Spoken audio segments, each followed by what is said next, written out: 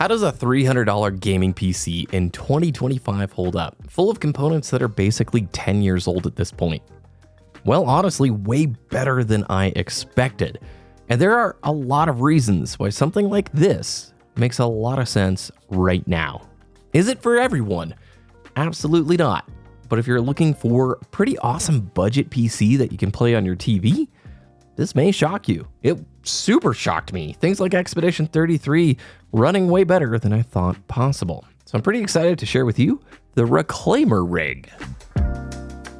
So it's been almost 10 years since my very first PC build back in 2016. I spent forever saving up and stressing, researching, hoping it would go well. Thankfully, the build went smooth, and that PC became the backbone of this YouTube channel and my gaming life until last year when it finally needed an upgrade. That original gaming PC changed everything for me.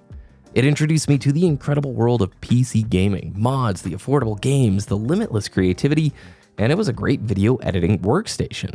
That PC was built around an i7 7700K and a GTX 1080 Ti, along with 32 gigabytes of RAM on a Z170 board, all housed in the classic, still fantastic, I do say, Fractal Design R5 case. But last spring, I finally needed a ray tracing card. I upgraded to a 7800X 3D and a 4070 Ti, plus a new MOBO, some new RAM, etc. But the rest I reused, the cooler, the fans, some of the drives, the case itself.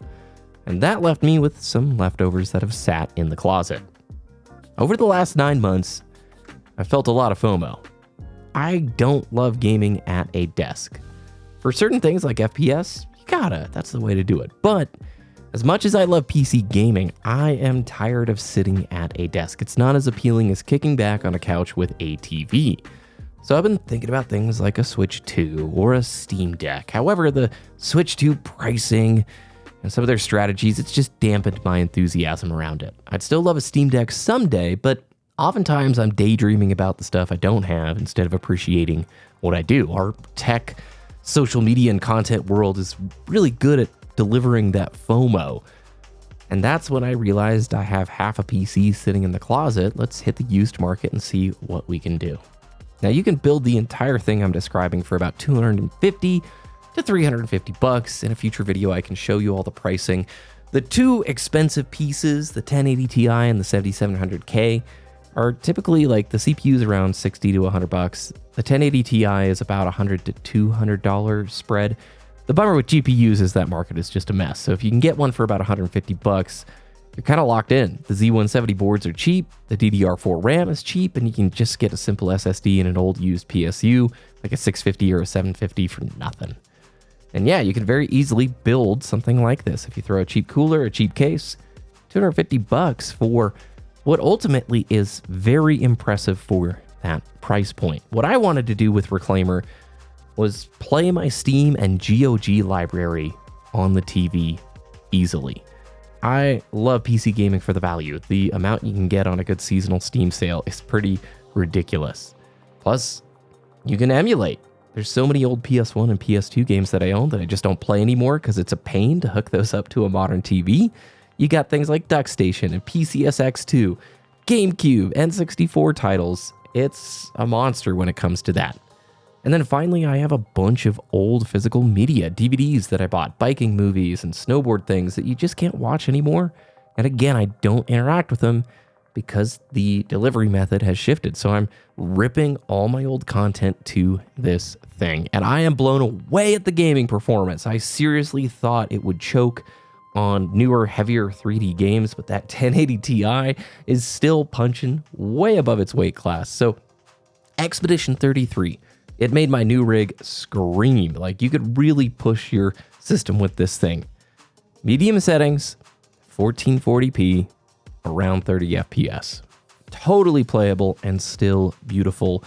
You can drop it down to 1080p low. I thought that was the only experience that was going to be possible here, and eke out a little bit more performance, but shocked that the 1080 Ti was able to handle it.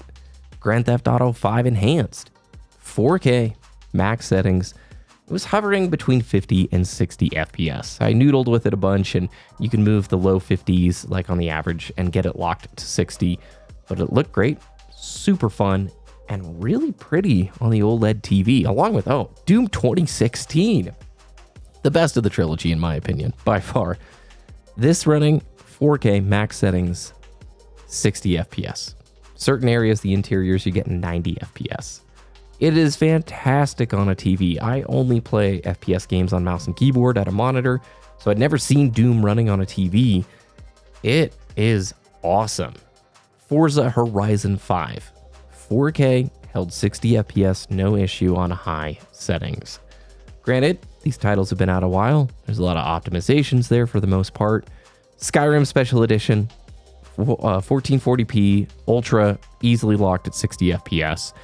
And then all the lightweight indies that I've been sprinkling the footage in here, they run phenomenal on it. And that's the backbone of the games that I've been playing and what I wanted to play mainly on the TV. Cuphead. Haven't played it in years, need to beat it. Super fun, throw it on the wish list. Celeste, one of the best platformers ever made. I've gone through it so many times. Hollow Knight, Super Meat Boy, Stardew Valley, they all run perfectly at 4K. And I want to throw a shout out to Haste. This is a new game that released just about a month ago, and awesome platformer runner, and it runs great, 60 FPS, 4K on the 1080 Ti. And the list pretty much goes on and on. Borderlands 2, gorgeous, super nice, very fun. Titanfall 2, Battlefield 1 and 5 and 4, Metro Exodus, Vanquish, it's all pretty good. There wasn't many games that kind of bummed me out that I said, it's off limits. There's no way we're going to be playing that. Although, I'm sure if I threw Helldivers 2 on it, it would not be very, very, very nice. So that's where we really need to talk about it here, because the backbone of the rig is that 1080 Ti. A powerhouse GPU, still legendary, but it's aging out. It aged out a while ago, but as we get into this era where you have RTX required games like Doom the Dark Ages, you can't even play it on the 1080 Ti. And that's why we have to talk about, is this something that you should go out and get? Is it worth doing all of this? No, probably not. If you're just after the latest games at pretty darn good settings, go get a PS5 or an Xbox Series. 10-year-old hardware like this cannot hold a candle to it. However, I'm shocked at how versatile and capable it really is. And that's where the value conversation comes in and the whole idea of this build. $100 price bump 5 years into the Xbox Series is kind of a bummer. The $80 shift to these premium games, a little bit of a bummer. Granted, same price on PC for most of these things at launch. And yeah, both the Xbox and PlayStation platform have great sales. Steam and GOG just, I feel like, have a little bit deeper sales here and there for certain games, right?